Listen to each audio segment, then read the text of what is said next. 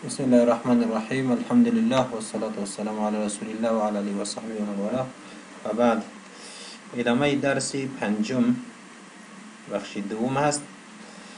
باب صفت صلاة النبی صلی الله علیه و سلم، باب در بیان کیفیت نماز پیامبر صلی الله علیه و سلم. حدیث 86 عن ابي هريرة رضي الله عنه قال كان رسول الله صلى الله عليه وسلم اذا كبر في الصلاة سكت هنيهة، زمانی که تکبیر می گفت در نماز سکت خاموش می شد اندکی، قبل ان یقرأ پیش از آن که قرائت کند. فقلت یا رسول الله، پس گفتم یا رسول الله، بی ابی انت و امی، پدر و مادرم فدایت، ارأیت سکوتک، خبر بده مرا در مورد سکوت یا خاموش ماندنت، بین التکبیر و القراءت، در میان تکبیر تحریمه و قراءت فاتحه. ما تقول، تو چی میگویی در این سکوت؟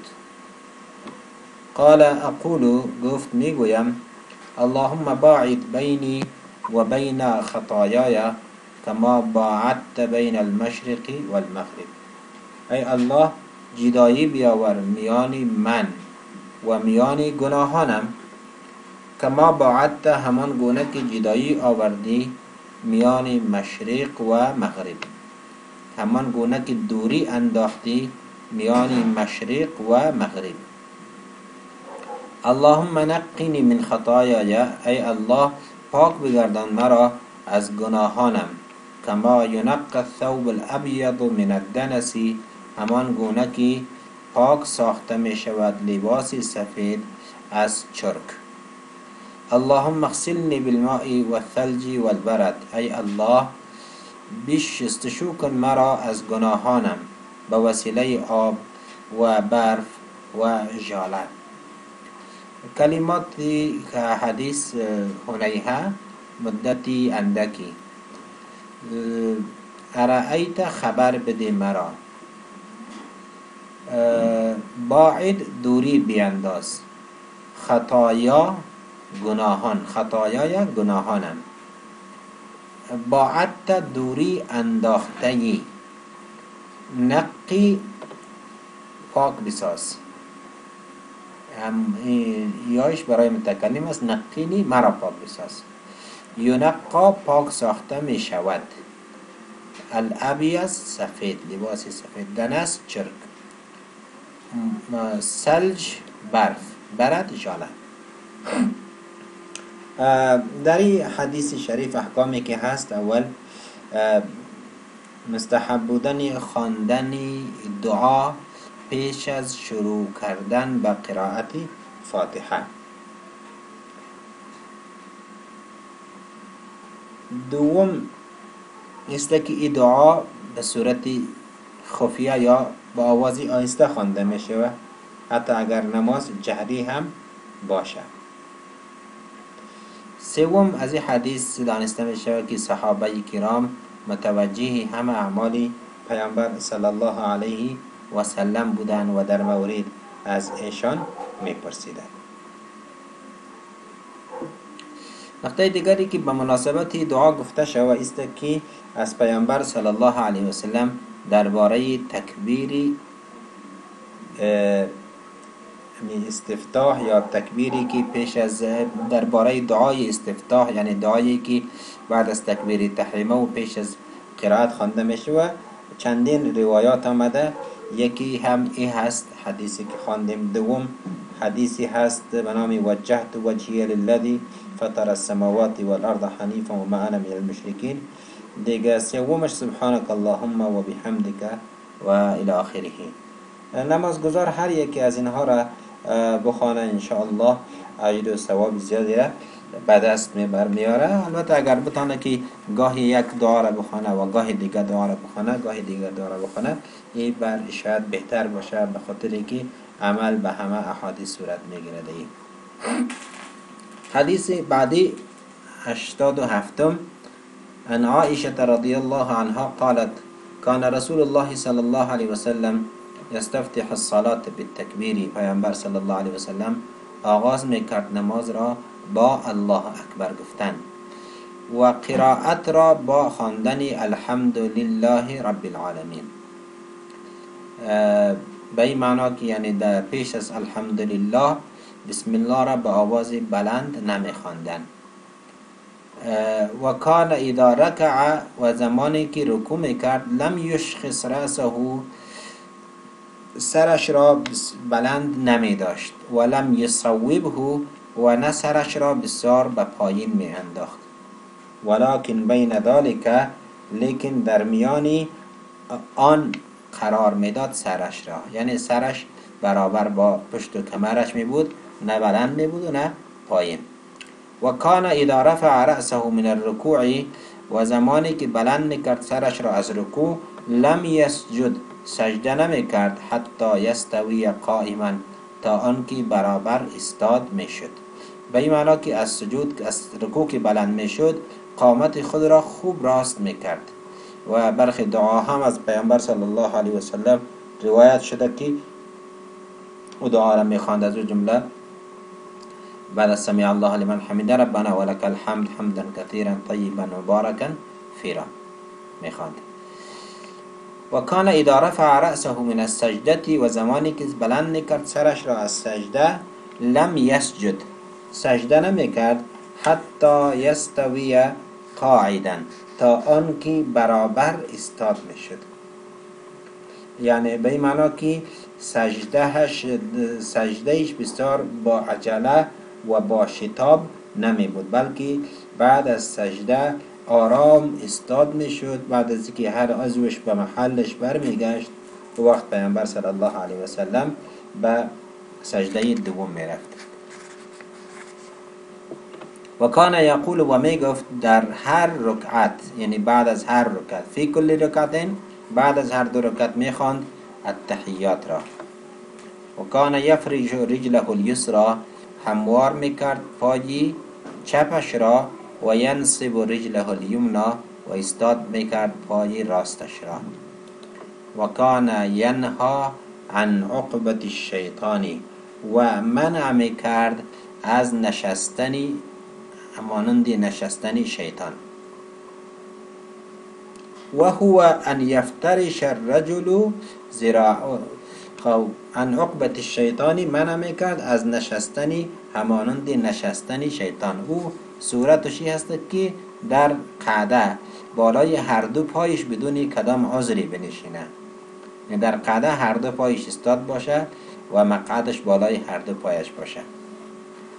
و ینها ان یفترش الرجل ذراعیه افتراش السبع، و منع میکرد پیامبر صلی الله علیه و سلم اینکه هموار کند شخص بازوهایش را همانند هموار کردنی حیوانات درنده.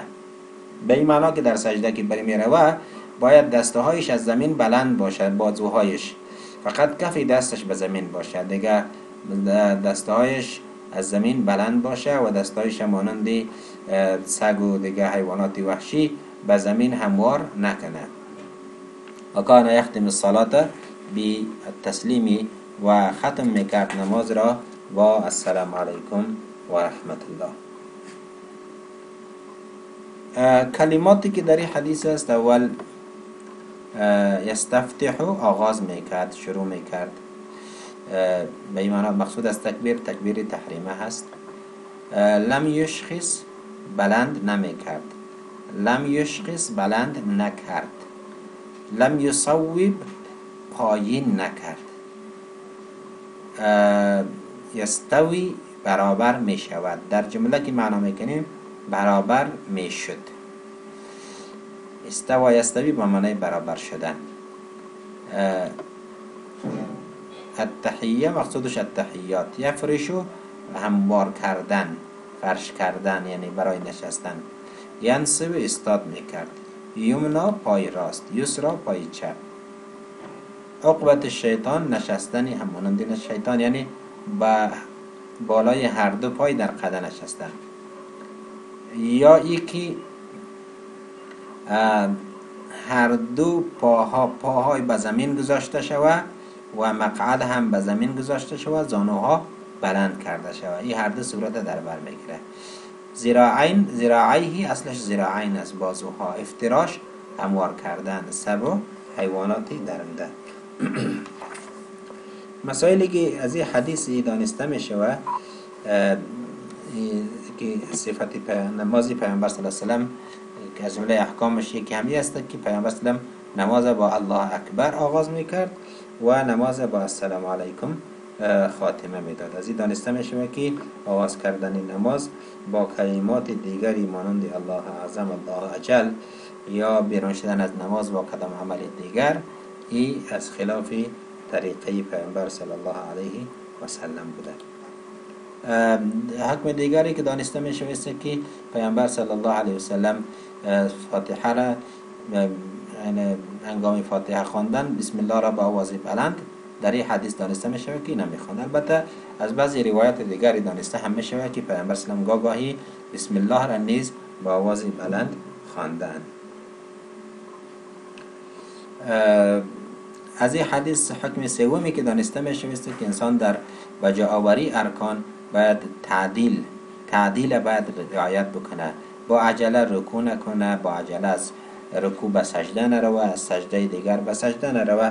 هر رکن به صورت درست باید انجام بدهه و در قعده که می نشینه باید پای چپش هموار باشه، فرش باشه، پای راستش استاد باشه. و حکم دیگری که در قعده بالای هر دو پایش نشینه و همچنین در سجده هر دو دستانش را هموار نکنه.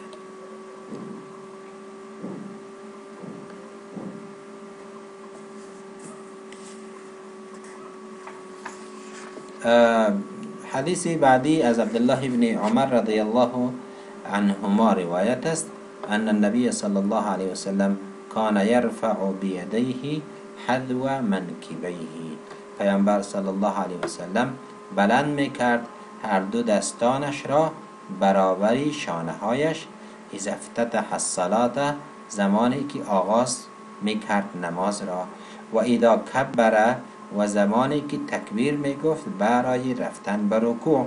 و اذا رفع رأسه من الرکوع، و زمانی که بلند میکرد سرش را از رکوع. رفعهما كذلك، بلند میکرد هر دو دستانش را همچنان. و قال، و میگفت سمع الله لمن حمده ربنا ولك الحمد. و کان لا یفعل ذلك فی السجود، و در سجده دستهایش را بلند نمیکرد.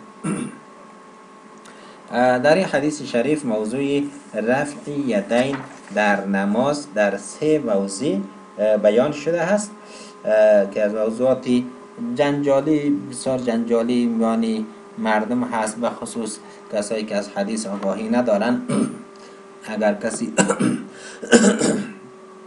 به هنگامی رفتن به رکوع یا از بالا شدن از رکوع یا به هنگامی بالا شدن از رکعت دوم به رکعت سوم اگر دستانش بالا میکنه، مردم بسیار با نگاهی تحقیر به طرف چنین شخص میبینن، در حالی که یک سنت پیامبر صلی الله علیه و سلم است.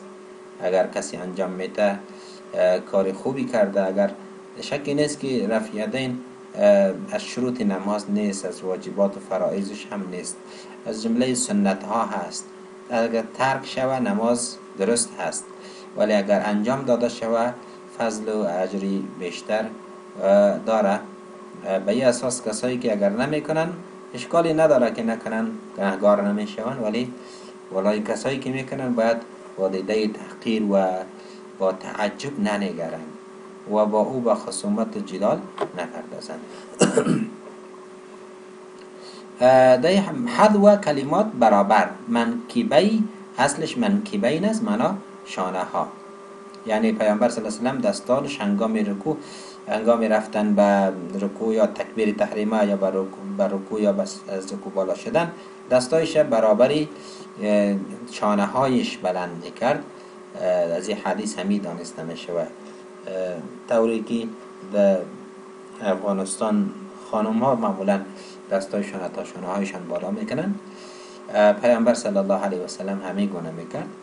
این هم درست است. اگر کسی بالاتر از این بلند میکنه این هم درست است، اشکالی نداره. افتتح آغاز کرد. کبره تکبیر گفت. رفع بلند کرد. احکام و مسائلی که در این حدیث هست،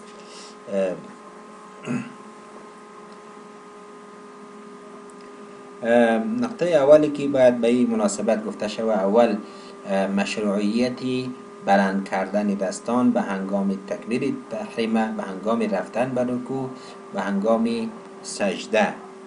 و این عمل از صحابه های بسیار زیادی که تقریبا بیشتر از 50 صحابی روایت شده و بیشتر علما از محدثین، فقها انجام دادن تکبیر رفع یدین به هنگام رکوع و سجده، بالا شدن از رکوع و هنگام بالا شدن از قعده اول به طرف رکعت سوم، در این چهار موضوع: یکی تکبیر تحریمه، یکی رفتن به رکوع، بالا شدن از رکوع و دیگر بالا شدن به رکعت سوم. در این چهار مورد تکبیر رفع یدین از جمله مستحبات و از جمله امور مشروعه میدانند. ابن قیم رحمه الله گفته که در این مورد در 3 مورد تقریبا از 60 صحابی روایت شده و از جمله کسایی که روایت کرده ایره عشره مبشره بالجنه هست و به همین ترتیب روایات بسیار زیادی از ائمه به مناسبت رفع یدین در نماز آمده. البته رفع یدین با آنکه احادیث زیادی دربارش آمده، هیچ یک از علما رفع یدین از جمله شروط یا فرائض نماز قرار ندادند، بلکه همه ایرا یکی از جمله سنت ها قرار دادند. به این اساس طوری که گفتیم کسی بکنه کردنش بسیار خوب، اشکالی نداره، اجر ثواب زیادی داره و اگر نکنه هم نمازش میشه. ولی البته باید کسی نمیکنه، بالای کسی که میکنه باید انتقاد نکنه و با دیده تأخیر به سوی از اون نبینه. حکم دومی که دانسته میشه است که دستا برابر شانه ها بالا میشه و به هنگام تکبیر گفتن، به هنگام رفتن به رکوع. سومی که در میان سجده ها رفع یدین وجود نداره. و حکم دیگری که هست است که امام سمع الله لمن حمیده و ربنا ولک الحمد هر دو را یک جای میگوید. حدیث بعدی از ابن عباس رضی الله عنهما روایت است: قال قال رسول الله صلی الله علیه و سلم امرت ان اسجد على 7 اعظم. دستور داده شده ام که سجده کنم به 7 عضو، به 7 استخوان. على الجبهة، اول به پیشانی، و اشار بیده الى انفه، و اشاره کرد با دستش به سوی بینیش، یعنی پیشانی و بینی هر دو یک اعضا به شمار می رود در امر سجده.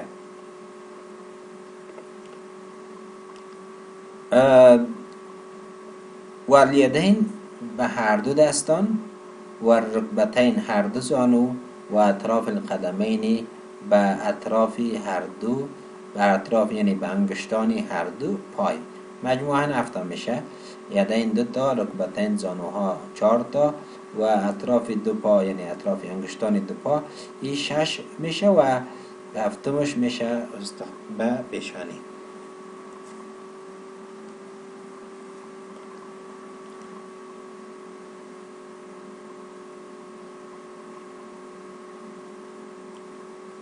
اول احکامی که از این حدیث دانسته می شود این هست که سجده نمودن به این 7 عضو ذکر شده از جمله فرائض نماز است و اگر کسی در نمازش یکی از این اعضا را بدون عذر از زمین بالا داشته باشه نمازی از او نمیشه و چون یکی فرض از فرائض نماز به جا نآورده. حکم دومی که در حدیث هست این هست که بینی تابعی پیشانی هست. بینی تابعی پیشانی هست. به این معنا که یعنی باید کسی که سجده میکنه باید بینیش هم نیز به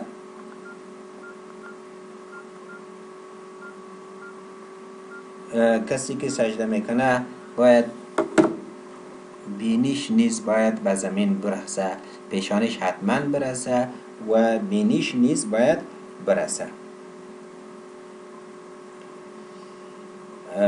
نظریات علما در این مورد مختلف است، ولی به خاطر از اینکه انسان از اختلاف بیرون شوه باید دقت بکنه که به هنگام سجده بینیش یا پیشانیش از زمین بالا نباشه.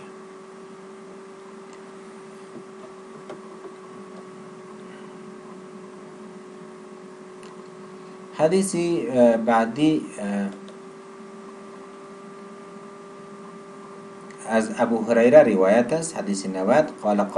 قال كان رسول الله صلی الله علیه و سلم اذا قام الى الصلاه، پیامبر صلی الله علیه و سلم زمانی که استاد میشد به نماز، یکبر تکبیر میگفت، حین یقوم زمانی که استاد میشد، یعنی تکبیر تحریم مقصود است.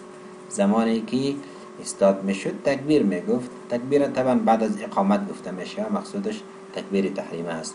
ثم یکبر حین یرکع، باز تکبیر میگفت هنگامی که رکوع میکرد.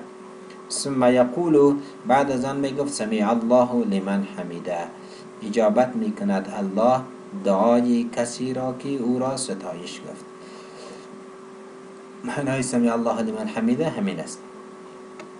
حين يرفع صلبه من الركوع، سمع الله لمن حمیده زمانی میگفت که قامتش را از رکوع بلند میکرد. ثم یقول، بعد از آن میگفت در حالی که استاد بود، ربنا ولک الحمد، یعنی هنگامی بلند شدن سمع الله لمن حمیده را میگفت و هنگامی استاد بودنش ربنا ولک الحمد را میگفت. ثم یکبر حين یهوی ساجدا، سپس الله اکبر میگفت هنگامی که به سجده پایین میشد، هنگامی که پایین میشد به سجده. ثم یکبر، بعد از آن تکبیر میگفت هنگامی که یرفع رأسه بلند میکرد سرش را. ثم یکبر حین یسجد، بعد از آن تکبیر میگفت الله اکبر میگفت هنگامی که سجده میکرد. ثم یکبر حین یرفع رأسه، باز تکبیر میگفت زمانی که بلند میکرد سرش را از سجده دوم. ثم یفعل ذلك فی صلاته کلها، سپس انجام میداد همین کار را در همه نمازش، حتی یقضیها، تا آنکه به پایان میرساند نمازش را. و یکبر حین یقوم من الثنتین، و تکبیر میگفت زمانی که استاد میشد از 2 رکعت، بعد الجلوسی، بعد از نشستن، یعنی زمانی که در نمازهای 3 رکعتی و 4 رکعتی تحیات خوانده بعد از آن به رکعت سوم بالا میشد، و وقت نیز الله اکبر گفته بالا میشد. کلماتی که در این حدیث هست، صلب منا کمر، یهوی فرو افتادن، به زمین رفتن، پایین شدن، یعنی یقضی قضا یقضی انجام دادن، سنتین 2، مقصود 2 رکعت مراد است، جلوس نشستن.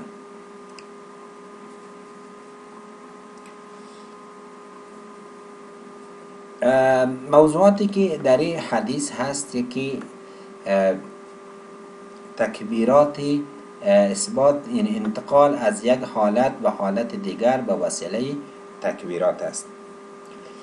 البته علما در مورد تکبیر تحریمه، یعنی تکبیر اولین تکبیری گفته می شود، در مورد فرضیت از او اتفاق دارند، اما در مورد فرض بودن یا واجب بودن دیگه تکبیرها اختلاف نظر است.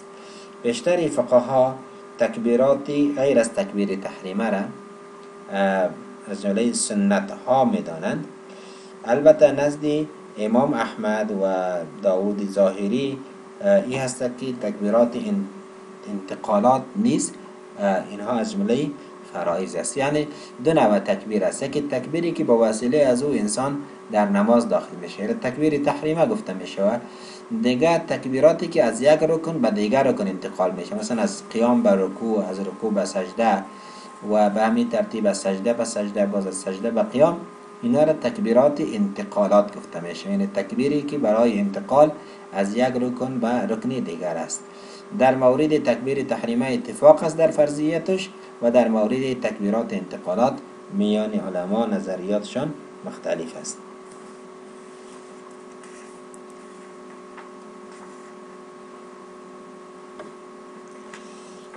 نقطه دیگری که هست از دانستم جمع نمودن میان تکبیر، میان سمیع الله لمن حمیده و میان ربنا ولک الحمد گفتن. از این جایز دانسته می شود که یعنی جایز است که نمازگزار هر دو را یک جا جمع کنه. اگر تنها به سمیع الله لمن حمیده هم اتفاق کنه نمازش درست هست و گناهی بالایش دری نمی باشد.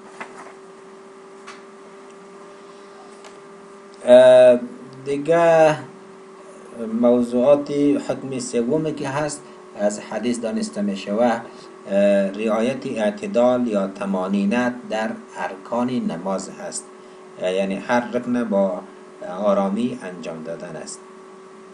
و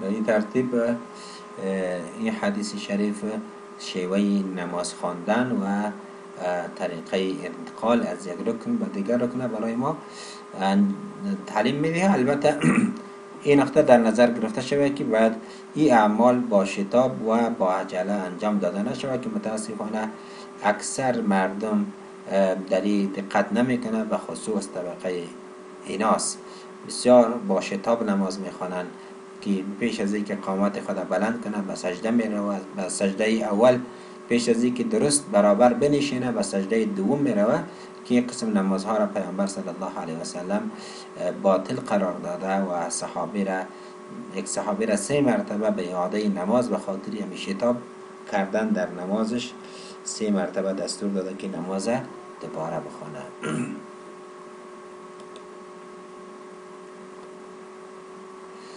حدیث 91 از مطرف ابن عبدالله روایت است و گفت صلیت انا و عمران بن حسین خلف علی بن ابی طالب. نماز خواندم من و عمران بن حسین پشت سر علی بن ابی طالب رضی الله عنه. فکان اذا سجد کبر، زمانی که سجده می کرد الله اکبر می گفت، یعنی الله اکبر گفته سجده می کرد. و اذا رفع رأسه کبر، و زمانی که بلند می کرد سرش را از سجده الله اکبر می گفت. و اذا نهض من الرکعتین، و زمانی که بلند می شد از هر دو رکعت و رکعت سوم الله اکبر می گفت. فلما قضى الصلاة، زمانی که نماز را به پایان رساند، مطرف می گوید اخذ بیدی عمران بن حسین دستم را گرفت و فقال، پس گفت قد ذکرنی هذا صلاة محمد صلی الله علیه و سلم.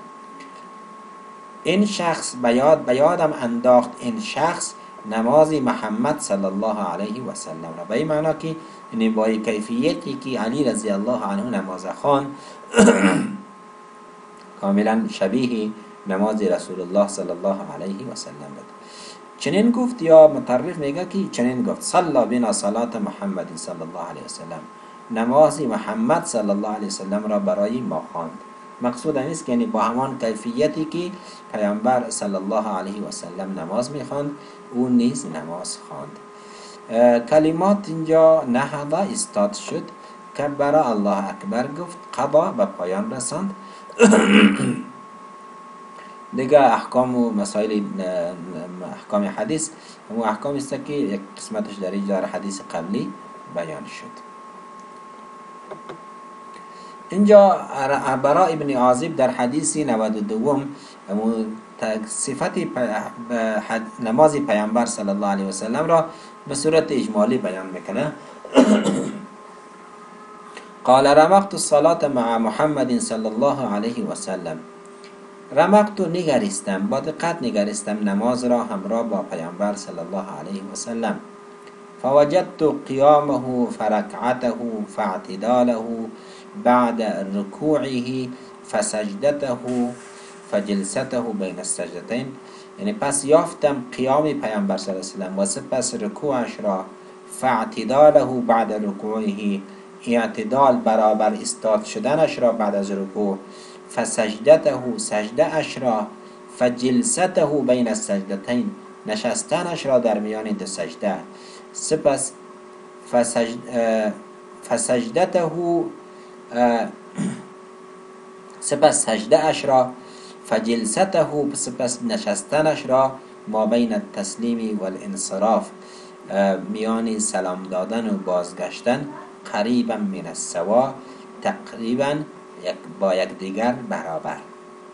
در روایت بخاری آمده است ما خل القیام و القعود، بجز قیام و قعده دیگه سجده و رکوع و اعتدال و اینایش همهش میگه قریبا من السوا، یعنی نزدیک با یکدیگر یافتن. مقصود مفهوم این حدیث این هست که برای ابن عازب میگه که نماز پیامبر صلی الله علیه و با دقت نگرستم، چیزی را که یافتم این بود که رکوع پیامبر صلی الله علیه و سلم، قیامش بعد از رکوع و سپس سجدهش، نشستنش میان دو سجده، همین ارکان تقریبا با هم برابر یافتم. یعنی اینا نه بسیار طولانی بودن نه بسیار کوتاه بودن، نه بسیار مختصر بودن. و نقطه مطلب دیگری که هست که قعده و قیام پیامبر صلی الله علیه و سلم نسبت به این ارکان طولانی تر بودن. کلماتی که اینجا هست که رمختو به معنا نگریستن، با دقت دیدم، وجدتو یافتم، اعتدال برابر استاد شدن بعد از قیام، جلسه نشستن، هیئت نشستن یا کیفیت نشستن، انصراف معنا بازگشت، خلا بجز.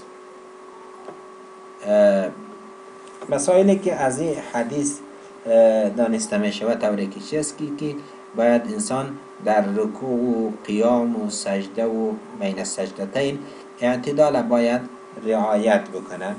نقطه دومی که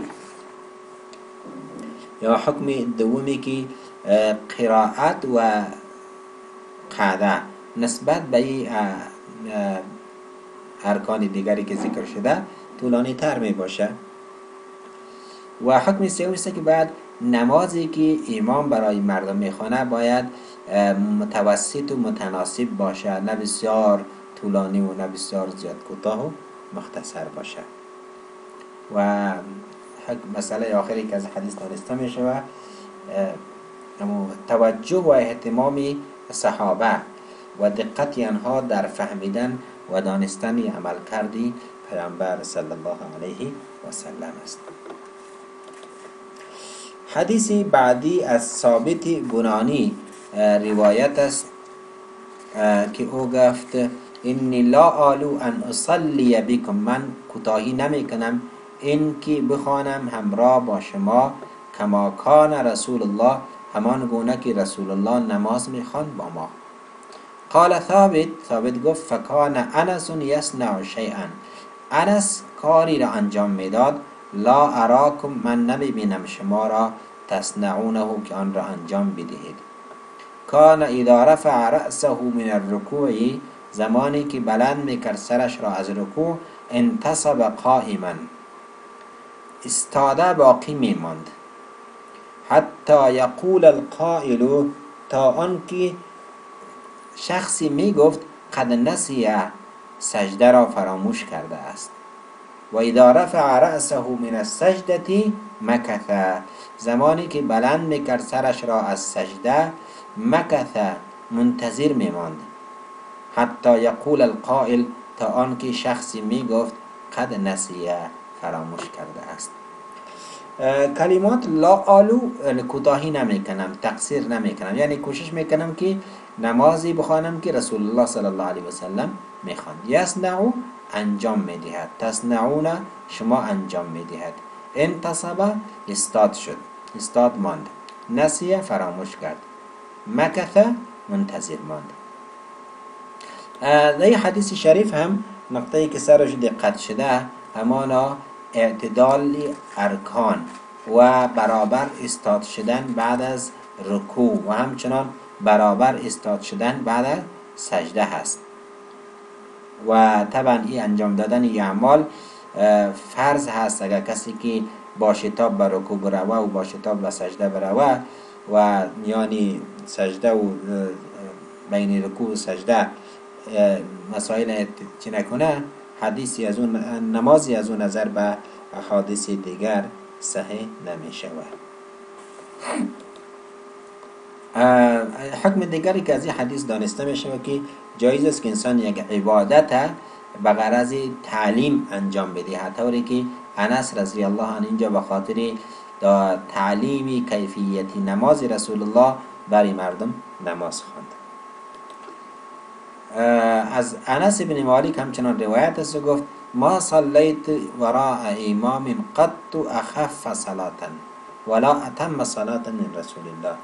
من نماز نخواندم پشت سری هیچ امامی هیچ گاهی نماز خفیفتر و نماز کاملتر از نماز رسول الله صلی الله علیه و سلم. یعنی نماز رسول الله صلی الله علیه و سلم هم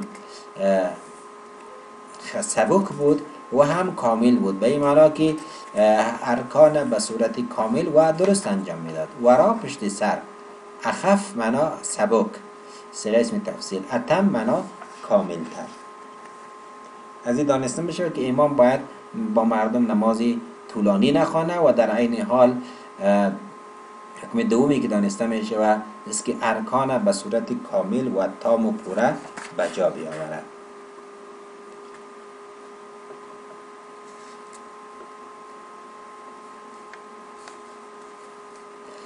حدیث 95 نمیخوانیم چون مطلبی از قبلا در حدیث قبلی گذشت.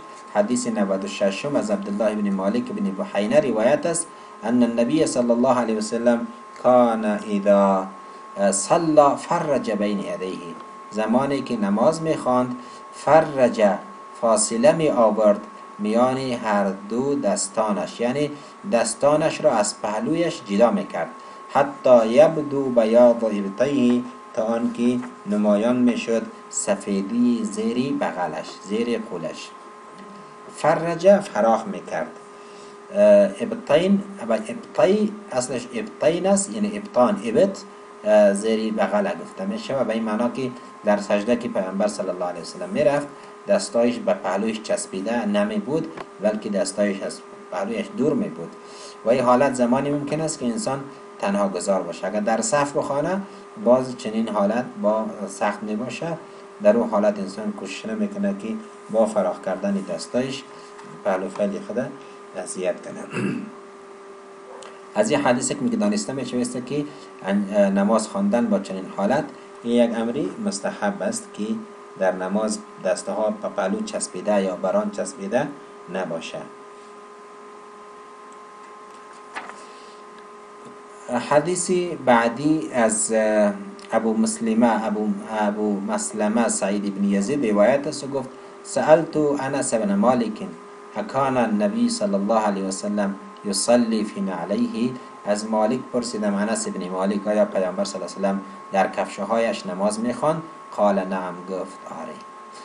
از این حدیثی دانسته میشه که خواندن نماز در کفشها اگر در صورتی که نجاست نداشته باشه این جایز است، اشکالی نداره، و خصوص که اگر زیر پای انسان مصلا یا چیزی فرش نباشه که نماز خواندن بالای از او سبب آلوده شدن شه. اما اگر زمین باشه در زمین نماز میخواند، یا کسی هست که داخل مسجد میشه ولی کفشهایش پاک است، مانند کسایی که اسکرایی که همیشه بوتایشان به پایش هستن، پایهایشان هستن، قبل از داخل شدن به مسجد بوتای خود صاف و پاک میکنن، اشکالی نداره که در بوتایشان نماز بخوانند.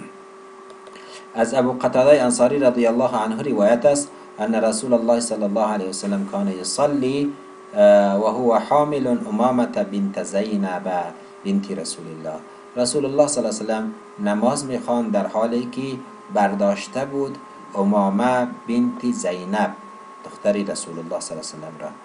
یعنی پیامبر صلی الله علیه وسلم گاهی امامت میکرد و امامه که نواسایشان بود او را در حالت نماز با خود بر می داشتن.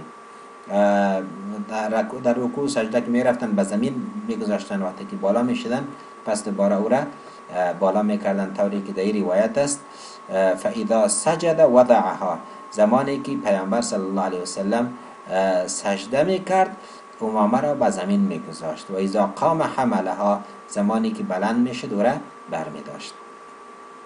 حامل بردارنده، وضع نهاد گذاشت، حمله برداشت.